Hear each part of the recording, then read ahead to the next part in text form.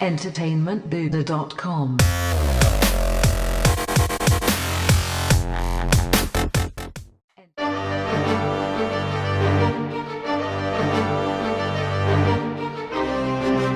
Hey now, FTWDers, Matt Heywood from entertainmentbuddha.com here to bring you the last stick figure recap for the first season of Fear the Walking Dead.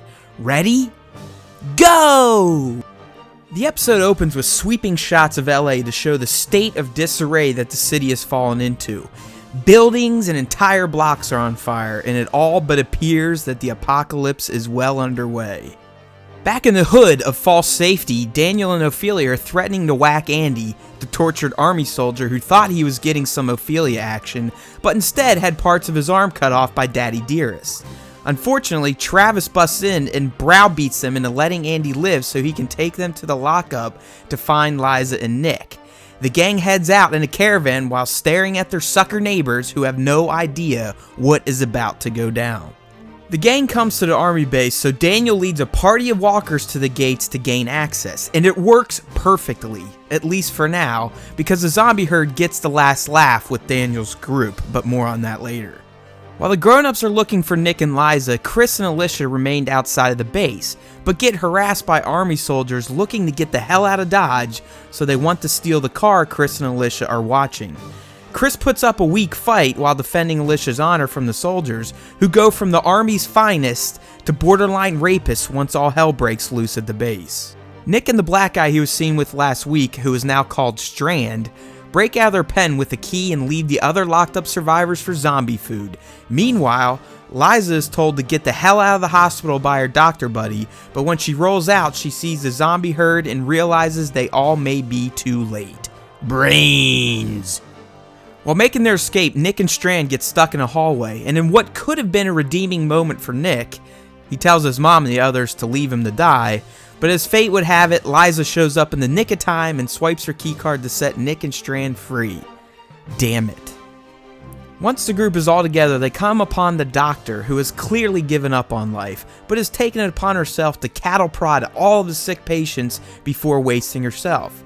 Liza tries to get her to go with them, but she's obviously lost her mind, so Strand tells them to get the fuck out so they can head west, not east, to his place on the water.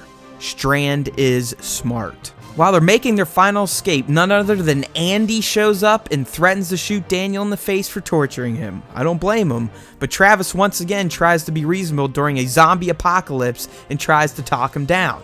But Andy doesn't listen and takes his anger out on Ophelia for not giving up her lady bits. Travis finally grows a pair of balls and beats Andy's face into a bloody pulp for making him look like an even bigger douchebag in front of his fellow survivors and new friends. The group ends up at Strand's oceanside palace and all seems well, but Liza reveals to Madison that she has been bit and that she knows she's screwed like a pooch, so she asks her to finish her off. Travis shows up and shares a tender moment with Liza before blowing her brains out to prove his loyalty to Madison. Just kidding. He is quite emotional over this, and so is Chris as he cries the episode out to a close. The end. The final episode of Fear the Walking Dead's first season finally gave fans of The Walking Dead what they've been looking for, and that's more walkers, more personal tales of heartache, and of course, the death of a main character. This episode finally pushed the show to the point in time where all hope has been lost, and what that means for the government, the armed forces, and of course for the main cast. Speaking of the government, one can only hope that our real-life government and armed forces don't react to an apocalyptic event in the same manner that Fear the Walking Dead's fictional groups did, because we would all be up shit's creek without that proverbial paddle. Unfortunately, I think what we saw last night is exactly what would happen, especially the scene with the escaping troops using their power and might to intimidate lesser individuals, especially women, into giving them what they need. On the flip side, that scene was interesting in highlighting how fast certain humans resorted to violence and caveman-like behaviors once society began to crumble. It was like seeing the inhabitants of Terminus or the Drifter Gang from Season 5 of The Walking Dead just as they broke bad.